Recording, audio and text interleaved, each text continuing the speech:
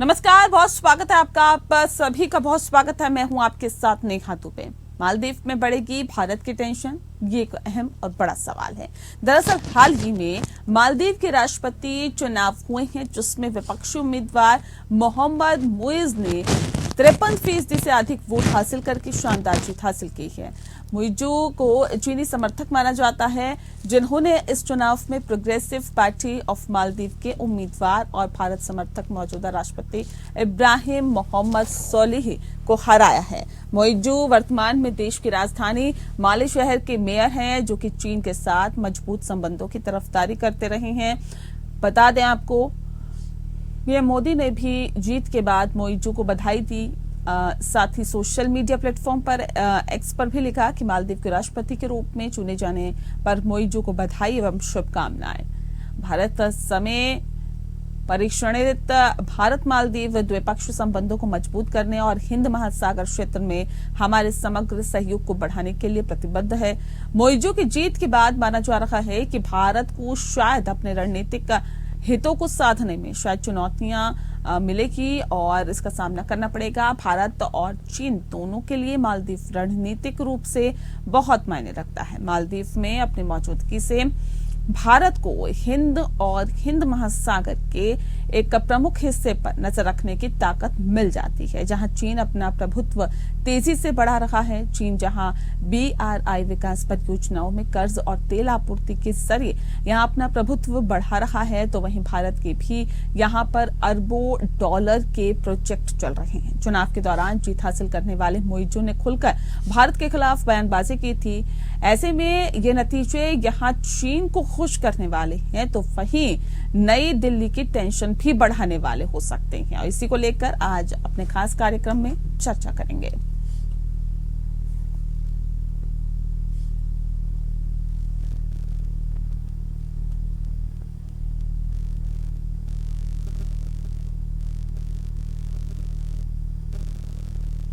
और चलिए, इस विषय पे आज हम तफसील से चर्चा करेंगे। खास मेहमान हमारे साथ मौजूद है, उनसे आपका परिचय करा देते हैं। इस वक्त हमारे साथ प्रोफेसर करोड़ी सिंह जी जुड़ गए हैं, विदेशी मामलों के जानकार हैं। सर, बहुत स्वागत है आपका। जितेंद्र ओझा जी इस वक्त हमारे साथ जुड़ गए हैं, जियो स्ट्रेटेजिक एक्सपर्ट है। बहुत स्वागत है सर आपका भी, क्योंकि इस विषय पर आज हम चर्चा करेंगे और वो विषय बहुत महत्वपूर्ण हमारे लिए इसलिए भी हो जाता है क्योंकि हमारे पड़ोसी मुल्क के साथ जुड़ा हुआ है। जितेंद्र जी, सीधा रुख मैं आपका कर लेती हूँ, क्योंकि मालदीव में क्या भारत की अब टेंशन बढ़ने वाली है, क्योंकि राष्ट्रपति चुनाव हुए और जिस उम्मीदवार को सबसे ज्यादा वोट मिले, जो राष्ट्रपति पद के लिए चुना गया, वो मोहम्मद मुइज है, जो कि ये कहा जा रहा है कि चीन के बेहद नजदीक माने जाते हैं। तो क्या ये कहा जा सकता है कि आने वाले वक्त में मुइजू भारत की टेंशन को बढ़ा सकते हैं? बिल्कुल, बहुत बढ़ा सकते हैं, इसमें कोई शक नहीं। लेकिन सब कुछ खत्म नहीं हुआ है। भारत की पॉलिसी हमेशा से रही है कि मालदीव में जो भी लोग आए, हम उनकी आजादी का सम्मान करते हैं, लेकिन एट द सेम टाइम उनके भीतर के डिफरेंसेस में हम नहीं जाना चाहते हैं। लेकिन भारत पर की प्रायोरिटी उन्हें देनी पड़ती है। इंडिया सबसे कोई ऐसा काम वो न करे जिससे भारत की सुरक्षा खतरे में आ सकती है। लेकिन ये कहने की बात है, हकीकत ये है कि अब्दुल्ला यामीन साहब ने पूरी तरीके से भारत को चैलेंज करने की कोशिश की। ये आज से नहीं देखे कि मैं तो इसे मालदीव को बहुत सालों से देख रहा हूँ,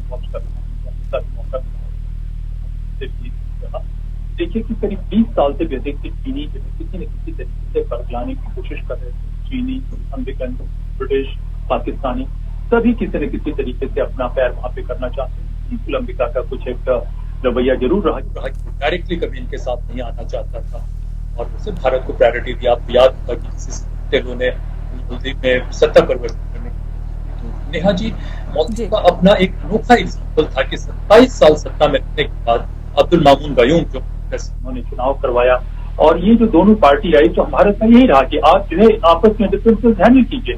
लेकिन अब्दुल्ला यामीन जो है वो चाइनीज स्पॉन्सर्ड थे। चाइना ने उनको वर्चुअली जो है फाइनेंशियली खरीद लिया था, या जो भी किया था वो उन्होंने कर लिया था। करने के बाद जो है न तो मालदीव के इंटरेस्ट का ध्यान रख रहे थे, और हर तरीके से क्रिमिनल एक्टिविटीज करके उन्होंने वहां के संसदों को एक दफे जेल में बंद कर दिया था। और उसके बाद जो है एंटी इंडिया ये रेजोल्यूशन पास किए जा रहे थे। मालदीव को देखे कि चीन ने स्टेट गेस्ट बना के अब्दुल्ला यामीन को बुलाया था। तो ये जो है हार्ड कोर प्रो चाइनीज या चाइनीज स्पॉन्सर्ड एक पॉलिटिकल एस्टैब्लिशमेंट है, जिसने मालदीव की डेमोक्रेसी को सबवर्ट किया। और गलती मालदीव की तरफ से भी है, मैं समझता हूँ कि भारत की तरफ से है कि ऐसे प्रो चाइनीज एलिमेंट को हमने परख में दिया, उन पे ध्यान नहीं दिया। नहीं तो आप देखिए कि चीन का जहां तक सवाल है वो 9-9 बना रहा है, साउथ चाइना सी को ये कर रहा है, और हम अपने छोटे छोटे नेबर्स को भी बहुत तरीके से सिक्योर नहीं कर पा रहे हैं कि जहां चाइना अपना सबवर्जन कर सके।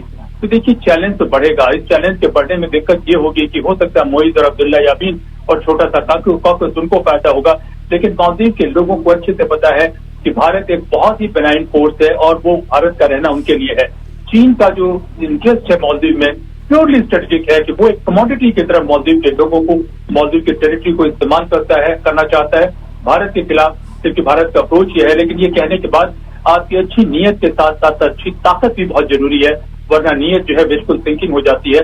ये बहुत बड़ा सेटबैक मैं इसे मानता हूँ, लेकिन फिर भी मैं उम्मीद करता हूँ कि आने वाले दिनों में भारत जो भी साम दाम दंड भेद जो भी नीतियां हैं इसका इस्तेमाल करेगा और मकसद रहेगा मालदीव के लोगों को सुरक्षित रखना और क्षेत्र में एक ओपेक अथॉरिटेरियन पार्टी जिसने जो अपने ही देश के लोगों की हत्या करवाती जाती है वो अपनी सत्ता के नशे में मालदीव का या इस क्षेत्र का नुकसान नहीं करे। नेहा जी ठीक है। करोड़ जी, एक अहम और बड़ा सवाल ये भी, क्योंकि जिस बात का जिक्र अभी जितेंद्र जी कर रहे थे बहुत ही बेहतर तरीके से उन्होंने समझाया, लेकिन ये बताइए कि मोइजू की जीत के बाद क्या वाकई ऐसा है कि भारत अपने रणनीतिक हितों को साधने के लिए जो कदम तो उठाएगा, लेकिन चुनौतियां जाहिर तौर पे बढ़ गई हैं, मानते हैं आप भी? जी, जितेंद्र जी ने बड़ा ऐतिहासिक पृष्ठभूमि डिटेल से बताई कि भारत के लिए किस तरह से चुनौतियां हैं। लेकिन मोइजू के जीतने के तुरंत बाद भारत ने उनको धन्यवाद दिया और उनके लिए शुभकामनाएं दी कि वहाँ शांति और प्रगति करते रहे। चीन ने भी ये कहा कि आपने निरंतरता और स्थायित्व बना रहे हैं। चीन और भारत ने तत्काल उनको शुभकामनाएं दी हैं। तो जो छोटे देश हैं, चाहे वो साउथ ईस्ट एशिया में हो, लाइक कंबोडिया, लाओस, वियतनाम और इधर अपने मालदीव, श्रीलंका, बांग्लादेश, नेपाल, इन देशों का संकट ये है कि भारत और चीन में प्रतिस्पर्धा है नेतृत्व के लिए, और इस प्रतिस्पर्धा में किसी भी राजनीतिक दल का व्यक्ति नेता बनता है, प्रेसिडेंट या प्राइम मिनिस्टर बनता है, तो पूर्णतः किसी एक देश के साथ जाने की संभावना बहुत कम रहती है। हर राष्ट्रपति इन छोटे देशों में या प्रधानमंत्री ये प्रयास करता है कि दोनों देशों के सरोकार हैं उनको बीच में संतुलन बनाया जाए और संतुलन बनाकर हमारे विकास की को गति दी जाए। ये प्रयास हर जगह होता है, लेकिन भारत और चीन में एक अंतर है, क्योंकि चीन की संस्कृति है वो दक्षिण एशिया में इतनी प्रभावशाली नहीं है, जबकि भारत की संस्कृति दक्षिण पूर्व एशिया में Laos, Cambodia, even Indonesia, Thailand बहुत प्रभावशाली है। तो भारत का सांस्कृतिक प्रभाव ज्यादा है, तो चीन उससे आतंकित रहता है कि भारत की जो एक एशिया पॉलिसी है कहीं उससे चीन को नुकसान न हो, जबकि भारत हमेशा ही चीन के सरोकारों का ख्याल रखता रहा है। तिब्बत को चीन का भारत ने अंग मान लिया बहुत पहले। ताइवान का मामला है, भारत वन चाइना पॉलिसी को अभी भी परस्यू करता है, लेकिन जो विश्वास का संकट दोनों देशों में है और जो लीडरशिप का प्रतिस्पर्धा है उसकी वजह से दोनों देशों के बीच में प्रॉब्लम है। अब समस्या मालदीव को लेके क्या हो सकती है? मालदीव एक ट्रेड रूट पे है, व्यापार मार्ग पे है, इसलिए अगर व्यापार होता है तो व्यापार के साथ साथ कुछ सामरिक चीजें हैं या सैनिक चीजें हैं वो भी उसमें सम्मिलित होती हैं। तो उससे भारत का सामरिक और सुरक्षा संबंधी हित है, उसको कहीं नुकसान न हो। यद्यपि मालदीव के राष्ट्रपति ये प्रयास करेंगे कि दोनों देशों का सरोकार रखें। झुकाव एक देश की तरफ हो सकता है, लेकिन पूर्णतः उस देश की गोदी में जाके कोई भी राष्ट्रपति प्रधानमंत्री इन पड़ोसी देशों का नहीं बैठेगा। तो ऐसी स्थिति में भारत का सरोकार तो है निश्चित रूप से, लेकिन भारत को अपने प्रयास करने चाहिए कि किस तरह से मालदीव को अपने साथ रखा जाए और मालदीव के विकास में सहयोग करने का प्रयास करना चाहिए।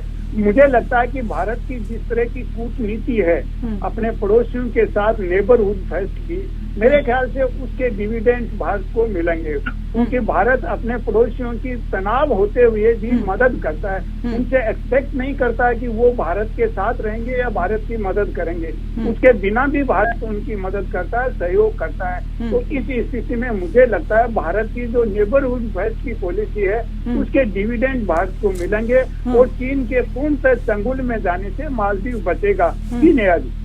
जी, दरअसल हम समझने की कोशिश कर रहे हैं कि मालदीव के नए राष्ट्रपति बनने के बाद आखिर भारत किस तरह से प्रभावित हो सकता है। जितेंद्र जी सीधे हमारे साथ जुड़े हुए हैं और करोड़ी जी भी जुड़े हुए हैं। जितेंद्र जी का रुख कर लेते हैं। जितेंद्र जी, ये बताइए कि भारत और चीन दोनों के लिए मालदीव रणनीतिक और व्यापारिक तौर पर कितने मायने रखता है? देखिए, भारत के लिए सिर्फ व्यापारिक तौर पर मायने नहीं रखता है, भारत के बैकयार्ड में है मालदीव। अगर मालदीव में किसी थर्ड पर्सन की कोई भी प्रेजेंस होती है तो हमारी सिक्योरिटी को डायरेक्ट कर सकती है। थोड़ा सा नेहा जी आपसे मुझे बुलाया, थोड़ा समय दे, मैं इसको समझाना चाहता हूँ। जी। प्रोफेसर साहब का मैं बहुत कायल हूँ। मैं तो प्रैक्टिशनर रहा हूँ और उसको पढ़ाने के बजाय मैंने प्रैक्टिशनर्स को पढ़ाया है। मेरे छात्र छात्राएं जो है सरकार की ऊंची पे हैं।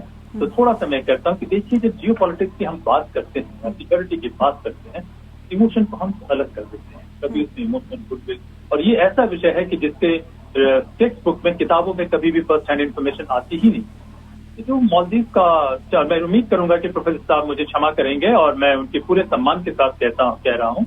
देखिए, जो डिप्लोमेटिक ग्रीटिंग्स की बात हुई थी, मोदी जी ने भी कहा, शी जिनपिंग ने भी कहा, तो ये एक डिप्लोमेटिक नाइसटी है, ये करना पड़ता है, ये करना चाहिए। तो भारत का मकसद यही होगा कि मालदीव में जो भी सरकार आए वो रियलाइज करे कि मालदीव के लोगों का हित और हमारा हित एक साथ है। आप कभी भी इतने बड़े नेबर को एंटेगराइज नहीं कर सकते हैं। लेकिन जो ताकतें आई हैं सत्ता में, चाहे अब्दुल्ला यमीन की हो या उनके प्रोटेजी मुइज़, उनकी ताकतें आई हैं, उनके पास वो विजन नहीं रहा है, उन्होंने दिखाया है पास में। उन्होंने चीन के सीधे सीधे गोद में बैठे हैं। क्यों गोद में बैठे हैं मैं आपको बाद में बताऊंगा। दूसरा, मैं जैसे पहले भी कहा कि ये कंबोडिया, वियतनाम बिल्कुल नहीं, ये सीधे सीधे जो इंडियन ओशन के इस रीजन में है, जहां कोई भी, पहले भी देखिए कि मामून गयूम के ऊपर भी प्रेशर आया, लेकिन मामून गयूम ने चीन को दूर रखा।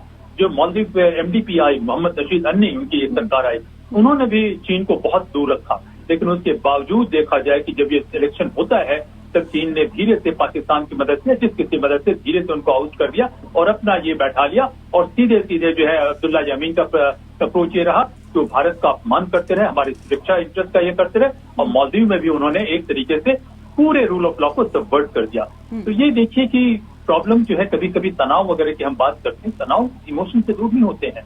ये पॉलिटिक्स में कहते हैं, जब सबसे बड़े एक नेता होते थे फ्रैंकलिन रूजवेल्ट, तो कहते हैं नेगोशिएशन तो मीठी मीठी बातों से होना चाहिए, लेकिन साथ में एक डंडा जरूर होना चाहिए कि लोगों को पता चले कि अगर नेगोशिएशन फेल होता है तो दूसरा ऑप्शन हमारे पास है। तो और कभी कभी हम कहते हैं कि मान लीजिए हम ये चाहते हैं कि नहीं, चाइना के पक्ष में निश्चित रूप से एंटी इनकम्बेंसी फैक्टर आने नहीं देना चाहिए था, गवर्नेंस में डिलीवर करना चाहिए था, इनोवेशन करना चाहिए था। वो सब बातें अब पास की बातें हो गई है। अब हमें एक और छोटा सा मैं समय लूंगा, कहूंगा कि कई दफे पढ़ाते समय मैं ट्रोइलस और क्रेसिडा की कहानी सुनाता हूँ। ट्रोइलस और क्रेसिडा में बहुत प्रेम हुआ करता था, लेकिन जब क्रेसिडा छोड़ के जाने लगी ट्रोइलस को, तो ट्रोइलस ने कहा कि मैं आपको पूरा विश्वास करता हूं कि आप कोई मेरे साथ गलत काम नहीं कीजिएगा, मुझे छोड़ के नहीं जाइएगा, लेकिन हालात कभी कभी आपको मजबूर कर देते हैं। और जियो पॉलिटिक्स में यही होता है। ये लंका केस में भी मैंने बहुत पहले कहा कि अगर मालदीव राजपक्षे परिवार आता है, चीन अपने सिक्योरिटी पावर से उनको दबाव में लाएगा, और दबाव में लाने का नतीजा ये हुआ कि उन्होंने हम्बनतोटा और कोलंबो पोर्ट को दे दिया। नतीजा क्या हुआ? छोड़ के भाग गया श्रीलंका, कई दफे पुराना चला गया। तो चीन की फितरत है ये नेहा जी कि वहां वो किसी लोगों का कोई परवाह नहीं करता है। वो एक नियो कॉलोनियलिज्म का नया मॉडल उसने इजाद किया है कि पोस्ट कॉलोनियल डेमोक्रेसी को सबवर्ट कर लेना, और सबवर्ट करके अपने प्रोटेजीज को, अपने लैकेज को इंस्टॉल कर देना, और उसके बाद जो है हर जगह इंस्टेबिलिटी प्रदान किया। और श्रीलंका का एग्जाम्पल हमारे सामने है।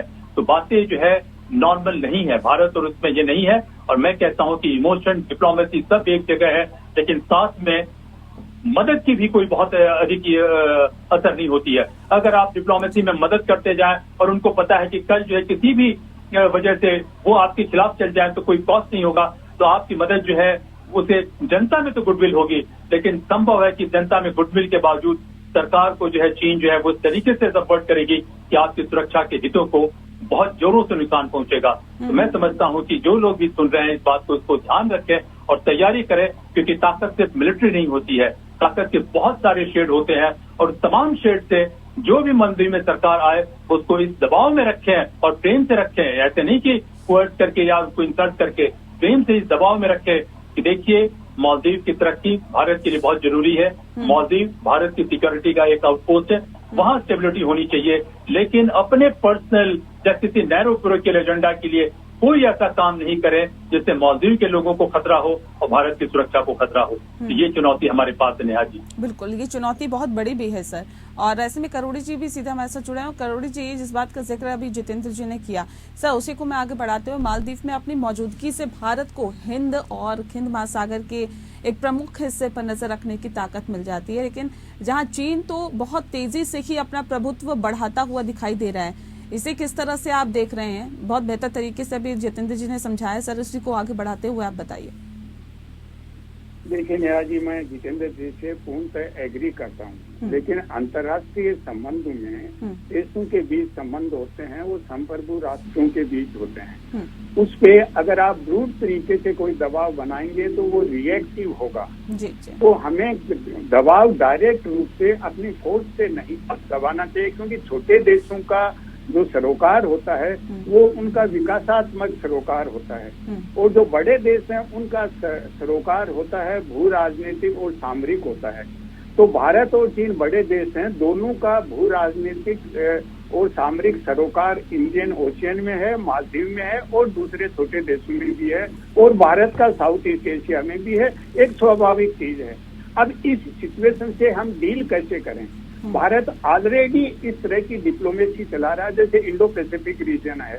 अभी 25 से 27 तक इंडो पैसिफिक आर्मी चीफ्स की कॉन्फ्रेंस हुई, उसमें 15 आर्मी चीफ आए। तो भारत सतर्क है। वैसे इंडो पैसिफिक रीजन है, उसमें नेवल फोर्स ज्यादा इम्पोर्टेंट है, लेकिन आर्मी भी एक पृष्ठभूमि में काम करती है, तभी होता है। तो भारत सतर्क है, ऐसा नहीं है कि सतर्क नहीं है, लेकिन अगर अननेसेसरी कोई दबाव का एहसास है, क्योंकि छोटे देश होते हैं, बहुत संवेदनशील होते हैं। एक मैं छोटा उदाहरण दूं, नेपाल में जब नेचुरल कैलामिटी आई, भारत ने मदद की और मदद का रिएक्शन हुआ ज्यादा। भारत ने ज्यादा मदद की नेपाल की और रिएक्शन हो गया, क्योंकि छोटे और बड़े देश के संबंध होते हैं कि मदद नहीं करते हैं तो देखिए कि बड़ा देश है, मदद नहीं करता है। अगर ज्यादा मदद करते हैं तो उनको संदेह होता है कि इनका कोई राजनीतिक इंटरेस्ट है, सामरिक इंटरेस्ट है, हमारे पे दबाव बनाना चाहते हैं। तो छोटे को हैंडल करना बड़ा मुश्किल होता है, बराबर के देश को हैंडल करना आसान होता है। इसलिए मैं जितेंद्र जी से पूर्णतः सहमत होते हुए हमें डिप्लोमेटिक तरीके से हमारे दूसरे इंडो पैसिफिक के पार्टनर्स हैं जो ये कहते हैं कि चाइना को हम डीकपलिंग नहीं कर रहे हैं, हम डी रिस्किंग करें। तो चाइना को डी रिस्किंग करने की स्ट्रेटेजी के साथ भारत को अपने जो सहयोगी हैं इंडो पैसिफिक रीजन के, क्वेट के, उनके साथ मिलकर स्ट्रेटेजी, और भारत निश्चित रूप से कर रहा है। भारत ने इनिशिएटिव भी लिया है, इंडियन ओशियन रिम कंट्रीज को लेके, सागर को लेके, बहुत से सागर नाम का इनिशिएटिव लिया, बहुत इनिशिएटिव लिए हैं मालदीव के और उनके इंडो पैसिफिक रीजन के कंट्रीज के विकास के लिए। तो भारत निरंतर रूप से प्रयासरत है, लेकिन चीन को पूर्ण से हम राइट ऑफ नहीं कर सकते। और जब दोनों में ही नेतृत्व के लिए, विशेष रूप से ग्लोबल साउथ की लीडरशिप के लिए एक प्रतिस्पर्धा है, तो ऐसे में भारत अपना प्रयास करेगा, चीन अपना प्रयास करेगा। टकराव को, प्रत्यक्ष रूप से टकराव को टालते हुए हमारी ये कूटनीतिक सफलता होनी चाहिए, क्योंकि जब टकराव होता है तो हम ये कहते हैं कूटनीति असफल हो गई, और जब कूटनीति सफल है तो टकराव को प्रिवेंट किया जा सकता है। इसलिए हमें टकराव को प्रिवेंट करते हुए प्रयास करना चाहिए। और मुझे लगता है कि मालदीव है वो चीन और भारत दोनों के जो सरोकार हैं उनके बीच में संतुलन बना के चलने का प्रयास करेगा। वो मालदीव के हित में है, वो भारत चीन के हित में नहीं है, स्वयं मालदीव के हित में है। अगर एक देश के सरोकार को वो प्राथमिकता देगा तो खुद अपने यहाँ नुकसान उठाएगा। इसलिए मुझे लगता है कि मालदीव एक विजडम से काम करेगी, मालदीव की लीडरशिप, ऐसा मैं विश्वास रखता हूँ।